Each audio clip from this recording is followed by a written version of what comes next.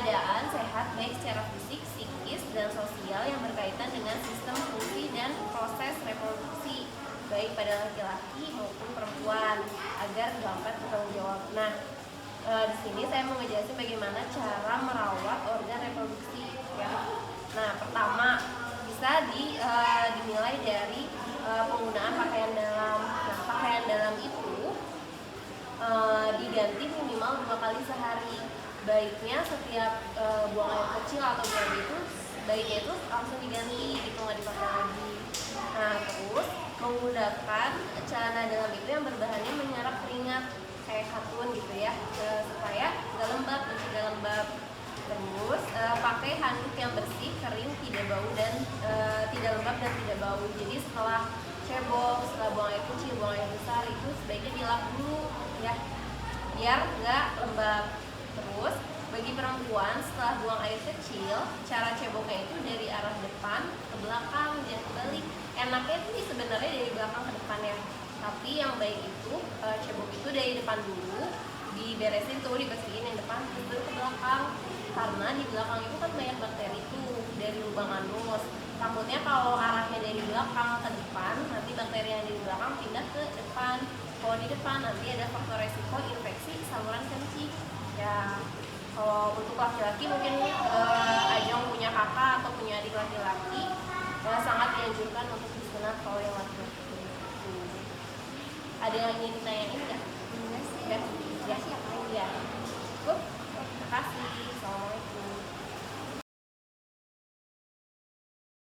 Assalamualaikum warahmatullahi wabarakatuh. Waalaikumsalam.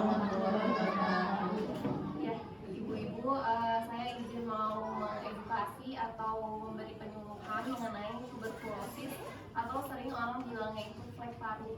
Nah, jadi ini khususnya tuberkulosisnya pada anak ibu ya.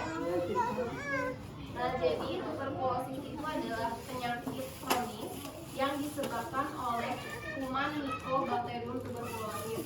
Jadi penyakit pada paru yang disebabkannya itu oleh bakteri. Bakterinya namanya Mycobacterium tuberculosis, makanya disebut penyakitnya itu tuberkulosis. Nah, epidemiologinya atau angka kejadiannya, tuberkulosis ini paling tinggi kejadiannya di Indonesia itu peringkat 2 paling banyak tuberkulosis.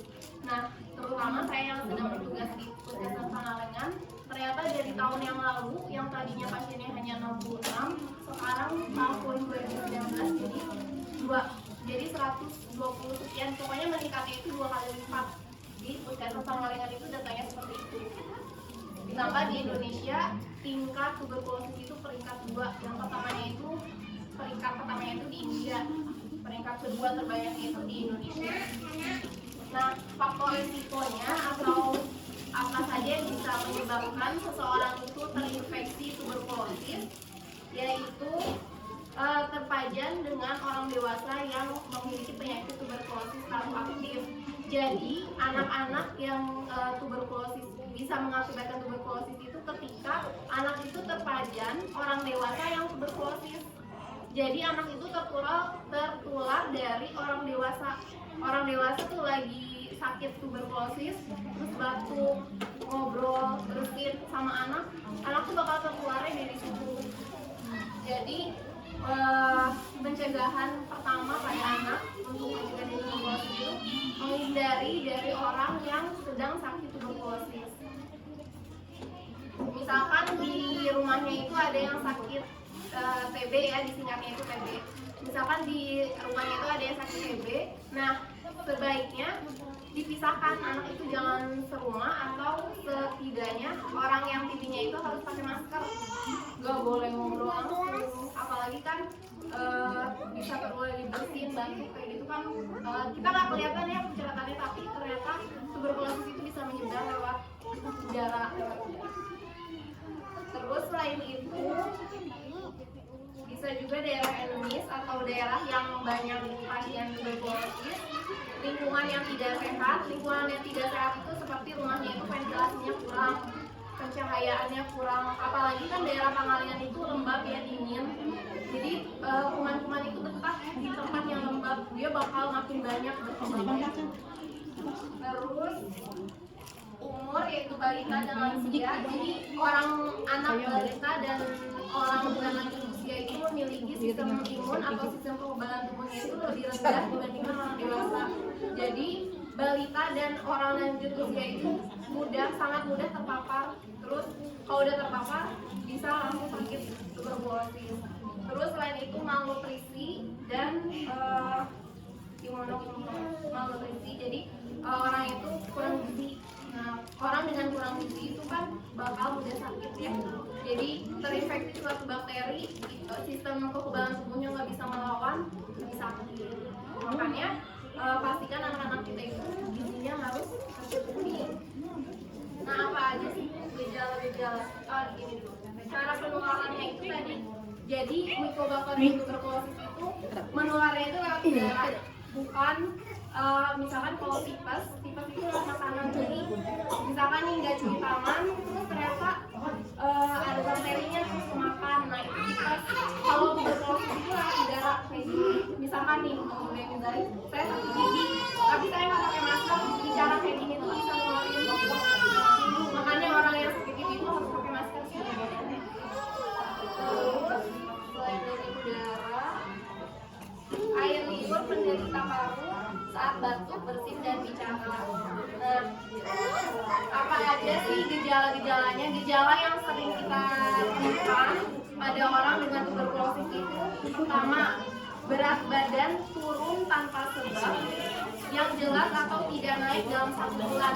Makanya anak itu wajib ditimbang ya, karena anak itu dalam 1 bulannya harus meningkat, gak boleh turun, gak boleh tetap. Jadi berat badannya harus meningkat. Nah terus demam lama lebih dari 2 minggu, batuk lama lebih dari 3 minggu, nafsu makan tidak ada atau berkurang.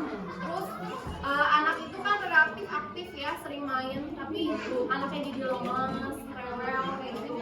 Sama kadang suka ada pembesaran di kelenjar di sini, ada benjolan. Nah itu tanda-tanda dari tuberkulosis pada anak. Tadi ya diulangi lagi, berat badannya tidak naik dalam 1 bulan atau bahkan jadi turun. Berat badan anak itu kenapa anaknya turun, terus nafsu makannya jadi kurang, terus demam lebih dari 2 minggu, sama batuk lebih dari 3 minggu.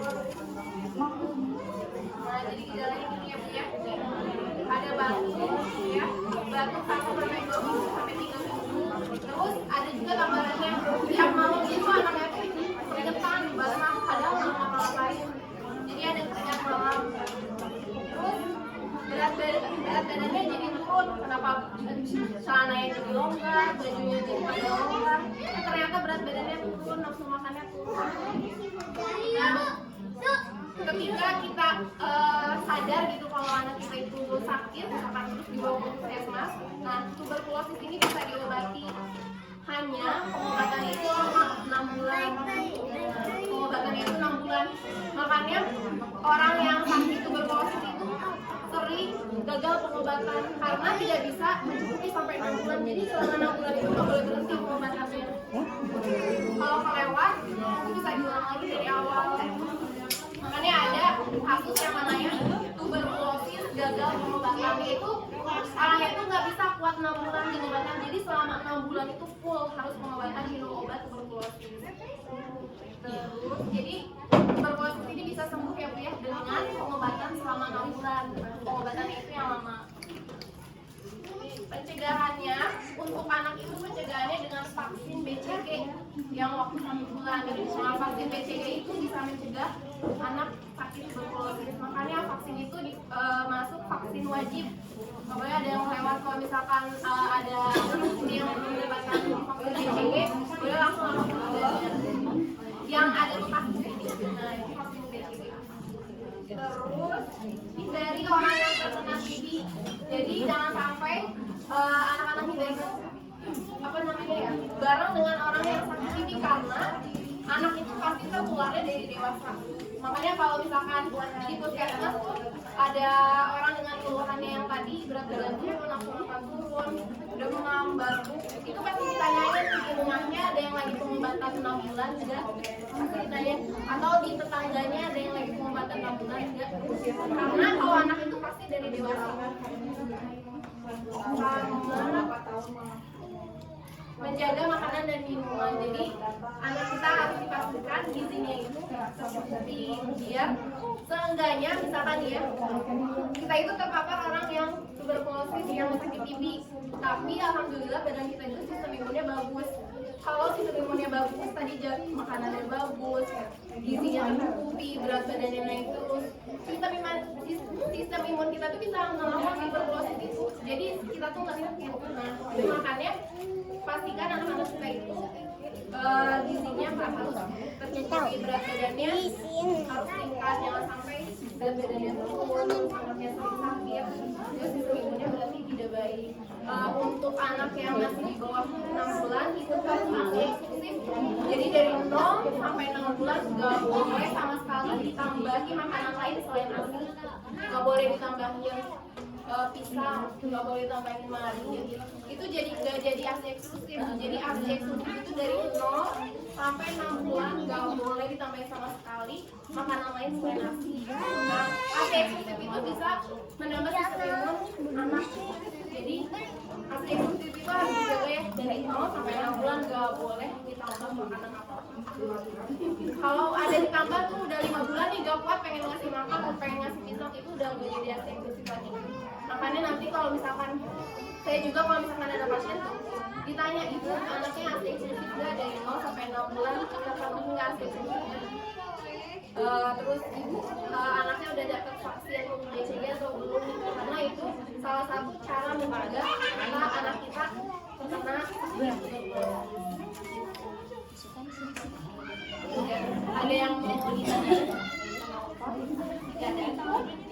Ya udah, atas perhatiannya saya ucapkan terima kasih, mudah-mudahan ilmunya bisa bermanfaat dan ibu semua bisa mengaplikasikan apa yang saya sampaikan. Assalamualaikum warahmatullahi wabarakatuh.